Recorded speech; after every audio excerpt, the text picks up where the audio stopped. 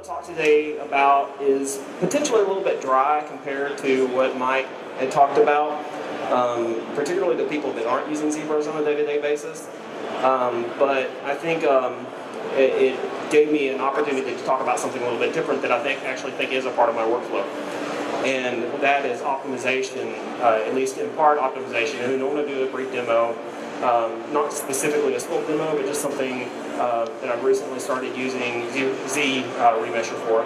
And then I'm going to talk a little bit about creating real-time assets for game use just straight out of ZBrush using decimation.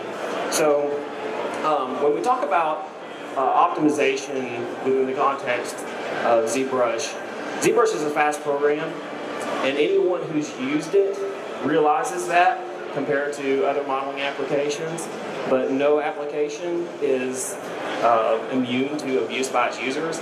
And this kind of amusing image of a fat flash is what I consider to be a good analogy for that. This is by Gwinchi on DeviantArt, so proper credit to Gwinchi.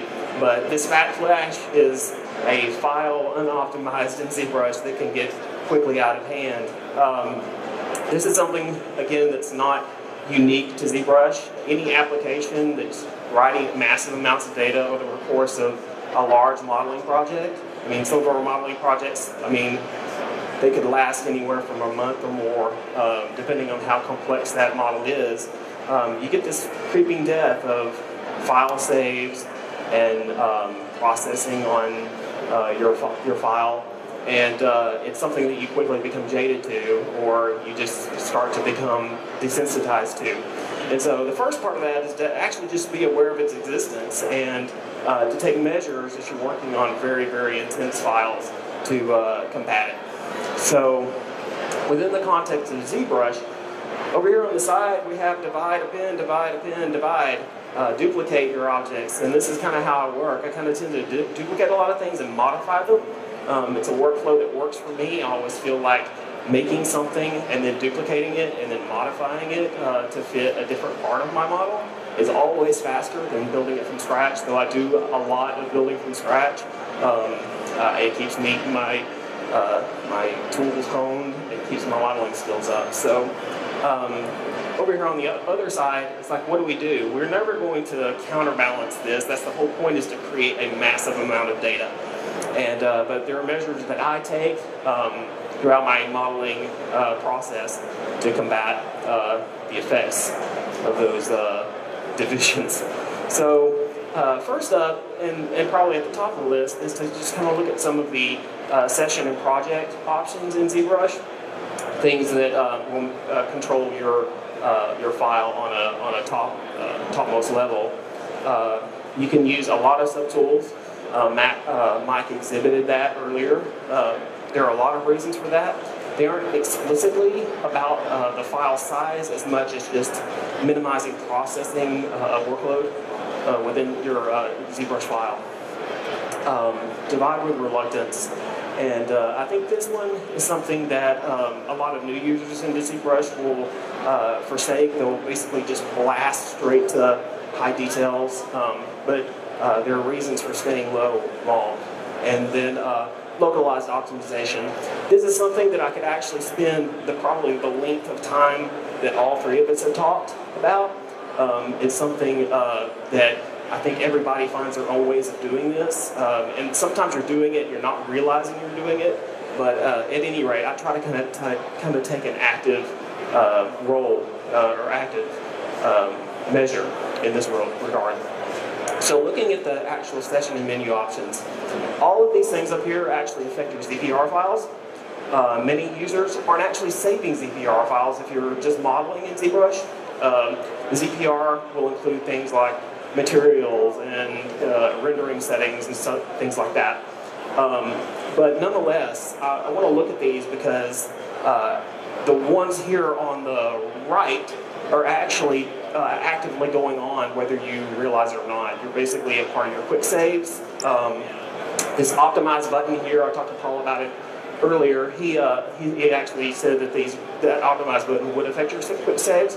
So the skip history and the maximum duration there on the left, I feel like Pixelogic generally has a fairly good setting there for the maximum duration. I feel like it's fairly judicious for my day-to-day usage, but if I'm working on something really, really intense, I'm having a long time saving, then I'll go ahead and modify that as well. Another thing I want to talk about here that actually I don't have a slide for, but it actually affected me a few days ago. I had loaded in a bunch of ZTLs, and I was actually extracting parts and pieces from one model and actually appending them to another, but left that model open.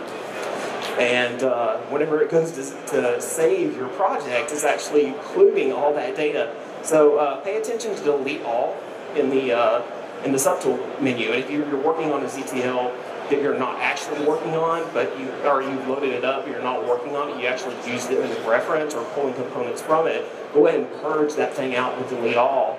And I had like something like a 4 gigabyte file, and it actually threw an error at me about that. So just be knowledgeable about that one as well. You can never have too many subtools. This is a model that I actually pulled up that I had done for Gears 3, which is 63 subtools, and that pales by comparison to the one that Mike had done.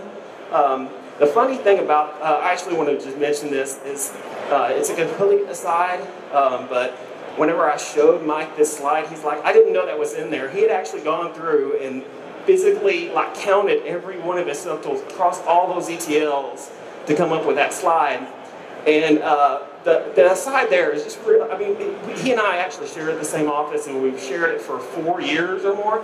And I know this feature's been in here for at least that long. So just talk to your coworkers. I mean, we talk all the time, and somehow it still didn't get propagated across, but it's probably a feature that people don't use very often, but he did. At any rate, in regards to subtools, we break our things up as much as possible. When you think about a real-world object, something that's been machined, it's comprised of a lot of components that are different materials and stuff like that. So break your mind of a workflow that entails having to have everything like in single compartments.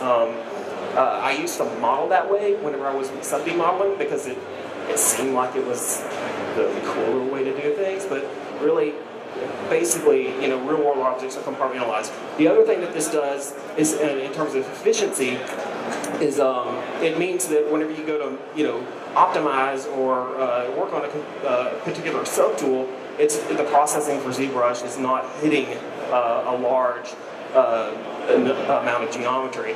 The other thing that, of course, Mike touched on is the fact that you can later utilize those breakouts for texturing. So this is something, we've long been a fan of ZBrush, and he's always harped on and been a champion of working at low divisions and moving up in divisions much slower than a lot of people probably would. And I think his reason for that is primarily an artistic one for flow and retaining a very more control over things for a longer period of time. And I'm looking at this from more of an optimization, while what he says is entirely wise, and it stands to reason that it's wisdom. What I want to say is that basically I will stay away from that division over there on the right as long as I possibly can. And generally speaking, only like 5 to maybe 10% of my modeling time is spent on that side.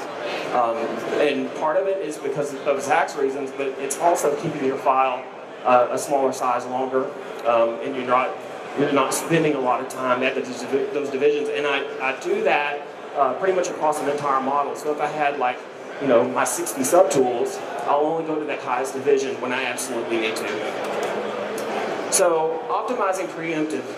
Some of these options, this is one of those things, if I were to talk, like I said, if I talked about optimization, as I mentioned earlier, this particular section, it could take me an hour because it's something that spiders out, and one thing that I talk about, I can talk about something else. But optimizing preemptive, this is basically, if I'm working particularly on hard surfaces, these are hard surface features, or at least I consider them as such.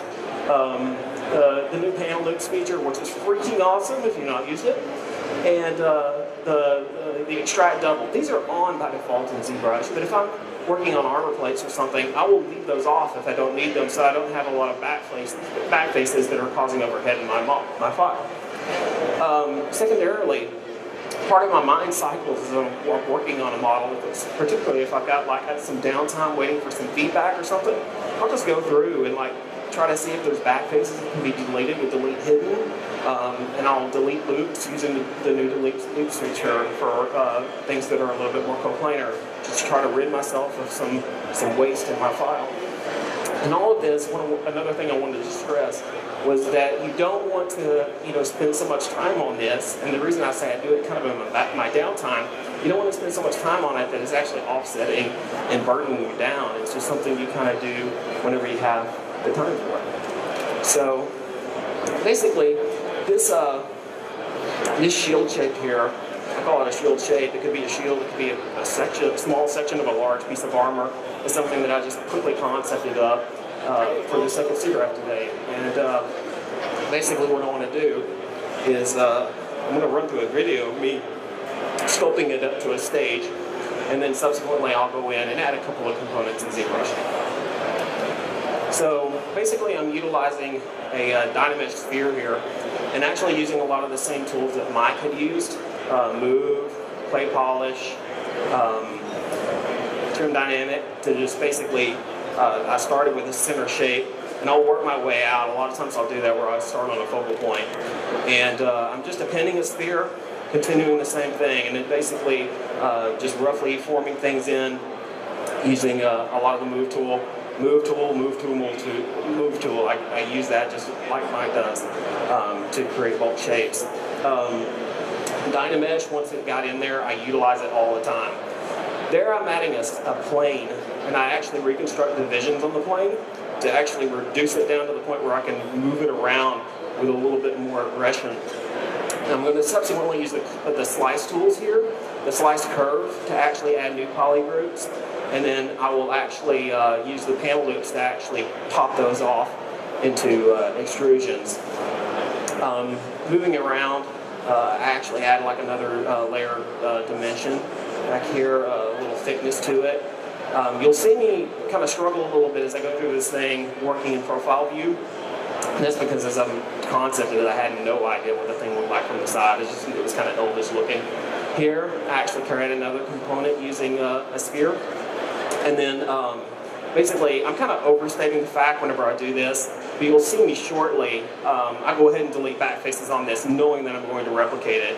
And this is actually something that I would probably pay more attention to on either really, really high poly objects or things that I knew I was going to replicate a lot, which we do a lot of repeated shapes. Here, curve tube probably would have been better for this, but basically I stretch out a sphere, and then once it's in position, what I'm going to do is retopologize it using the retop tool. And the reason I do that is because I want a really, really strong cross-section to this thing, and it would be very difficult to sculpt that. You could do it, but it would take a while. So I crease that, and then refine that shape a little bit more. I'm sorry this is going so fast. It's basically impossible to show something like this going on in real time without you guys just yawning all day long. Like I said, I continue to kind of rework it from the side, get a little bit more of an organic flow to it. Rather than actually duplicating the front face, like I was talking about with the extrude or the shell or panel loops, I actually just created a new piece of geometry back there, knowing that needed to be didn't need all that detail on the front. I return to that shape, refine it a little bit more, and then I take it about 75% of the way, and then actually clay polish just to sharpen it up. And then I'll continue to refine it a little bit more after the clay polish. A lot of times clay polish will create warbles and stuff in the topology, but a little bit of relax on that will actually fix that problem. So there's a lot of things that are actually in this video that will probably be completely rewritten in my workflow moving forward because of the ZBrush. That tool, if you've not dabbled with it, is worth the price of admission. So that is basically where I wound up with at the end of that sculpt session. I can't remember exactly how long it took me. I want to say it was a couple of hours. So basically, these are the components that were omitted, purposely omitted from that. I'm going to go ahead and try to build these quickly in ZBrush. These are particular shapes that, in my opinion, are extremely difficult to sculpt. And so I'm not going to sculpt them at all. I'm going to force ZBrush into more of a sub-D modeling capacity to do that, which is something that previously, especially in ZBrush's earlier years, people faulted it for.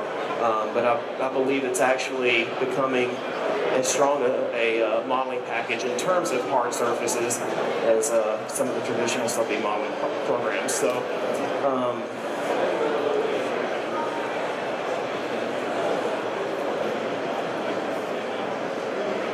all right. So, actually, I'm still not quite back to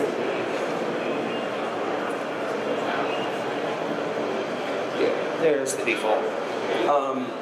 I don't really use a lot of hotkeys in my workflow, which thankfully I'm kind of used to that because this setup is completely uncomfortable to me. But I'm not sure exactly why I don't use a lot of keyboard shortcuts in ZBrush, but there are a few that I'll probably point out using this workflow, especially doing hard surface stuff, that I find are extremely important.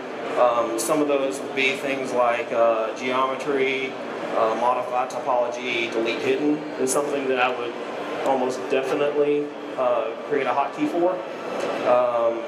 Things like crease would be something that I would create a hotkey for.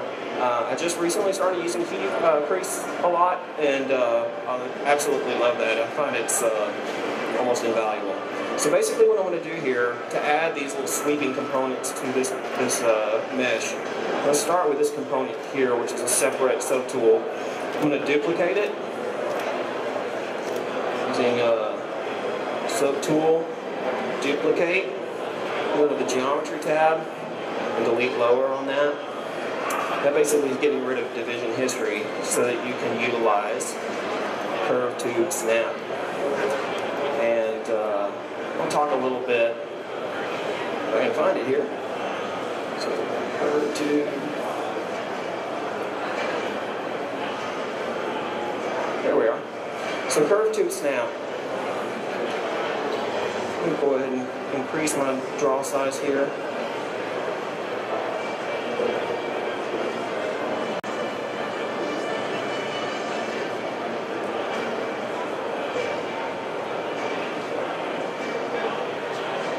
Draw a quick curve along that.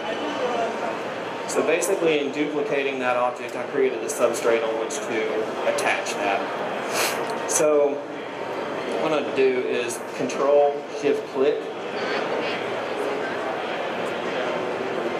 to isolate that component. If we basically look at it as a whole, it's still attached to the substrate. So from there, like I said, hotkey, delete hidden. And then I'm going to ZBrush this, and in ZBrushing it, I'm going to turn on half and turn adaptive off. And what that's going to allow this thing to do is reduce this thing down to its like absolute minimalistic shape. So turn off solo, and we're exhibiting our entire model again. I'm going to grab the move tool. And right here, I'm going to crank my Z intensity up to 100. And this is going to give me the authority to move this thing around. I'm going to turn off dynamic. Dynamic is actually awesome, but I generally speaking will leave it off for move because I find myself doing a lot of large movements, especially early on in my modeling stages. So basically, again, not used to my keyboard getting quite so far away. Reducing my draw size down to like almost a pinhead. It's giving me a lot more precision on it moving. Again, basically what I'm doing here is just a different method of creating this shape that I did up here. And I really prefer this method. It's this shape is something, particularly on these long, thin shaped objects, sculpting on them can be very, very tedious if you're trying to create something that's very regular in shape. I'm a big fan of these kind of swooping, kind of elven looking things. So basically, in moving these points out, I'm defining where I want the high point of this cross section to be. Here.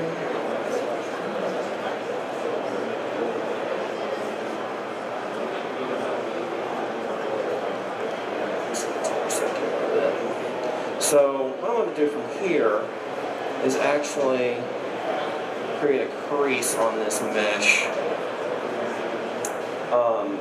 There's a variety of different ways to do this, but I want a very defined crease here. And you have a tool called Crease Curve. I actually prefer to do this with geometry visibility. So easiest way to isolate very, very local polygons is to do Select Lasso. The cool thing about Select Lasso is that you still have access, if you kind of hop, you still have access to your rectangular selection as well.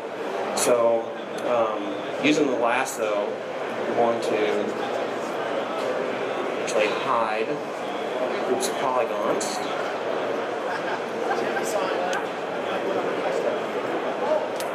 So, and then come up here to crease, and crease those polygons. I'm probably going to want a sharper edge out here on the edge than I have on the outside, than I have on the end. I like to almost kind of like what Zach was talking about with the curves and straights. I really like these sharp lines moving into curves. So just do another crease. And so once divided up, you can see that hard cross section there, and you can actually, continue to go back down, refine this shape a little bit more. The fact that the crease is not actual geometry actually kind of ties back into what I've been talking about in terms of optimization. I'll basically try to use as little geometry as possible as often as possible. So, and maybe that's just years of training as an actual 3D artist for games where optimization is key. So I get to sit and fiddle with this and actually kind of merge it in a little bit better, but it kind of gives you the overall impression. I feel kind of like we're running a little bit low on time. Okay, so I'll go ahead and just do that one more time. I want to do it here on the this surface as well. I'll go ahead, if we've got the time, I'll just go ahead and do this up. It's going to bother me if I don't. So, the life of a 3D artist, right? So,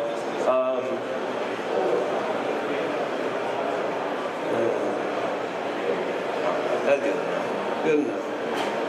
So, I'm going to grab, okay, that's where I am, or I have left. Okay. So, I'm going to grab this one. I'm going to basically do the same process. I'm going to duplicate this to be a substrate on which to put the curves down. So, just go up to subtool, duplicate, geometry. Just going to delete higher and lower. All I really need it to be is close enough to where it's going to snap to the surface. Go ahead and grab my curve to snap, which should be up here in there. Use brush, there we are. So, again, eventually I'll probably wind up doing, if I use this technique a lot, I'll probably wind up doing a insert mesh brush that actually is very kind of, actually has that triangular cross section. So, basically I'm going to do the same process. Control Shift click on this little guy. Got it hidden properly. Modify topology, delete hidden. ZBrush, set it to half, turn off adaptive. Remesh it. So actually I am going to use a slightly different process here because in a lot of cases it will work perfectly to use the default crease tolerances up here. So I'm just kind of start to shape it first before I commit to a crease.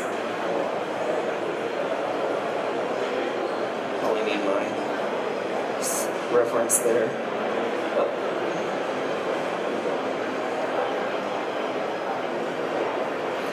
Oh, I need my move tool. That would help.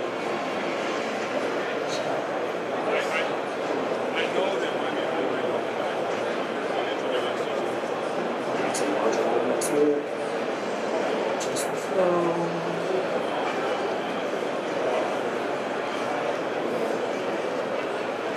And again, you could probably divide this back surface up and then create an appropriate alpha for this. But I would generally say that I'm probably able to sculpt this. It's such a unique shape, really, in terms of just curvature, that an alpha for it would be kind of a one-trick pony. I might use it just once. So I may as well just model it. That's the way I look at it. You kind of have to look at, pick your battles, try to figure out. You know, Mike had an excellent point about his alphas I use. He and I have very, very similar workflows, so trying to come up with something unique from him is absolutely impossible. In fact, we find in talking to or watching some of the other demos that a lot of the other great guys who are up here have similar techniques and tips that we do. So I'm totally botching this one, but I'll just go ahead and apply the crease, just so you can see the workflow. Spend a couple more minutes on that. I just don't want to bore you guys with this. But basically, you can create, you know, some very, very cool things. This crease tolerance here is actually going to control the angle that the crease occurs. There's also interesting things where you can actually decrease the level at which the crease will actually have effect on your mesh. So you can bring it down to something like 3.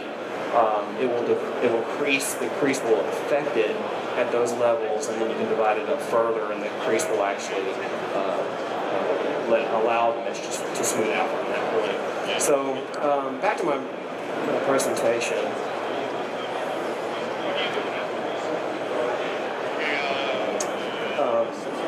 We're not where we're supposed to be.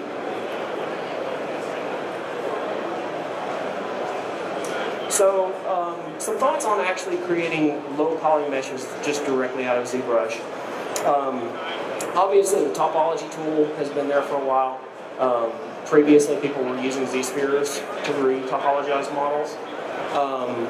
But actually, I want to talk about just using Decimation Master just straight up. It's particularly useful for doing environment pieces or anything that is non-deformable, has no animation. And within the context explicitly of the Infiltrator demo, Wyeth was art director on that, and he wanted to propagate the cityscape with some statues.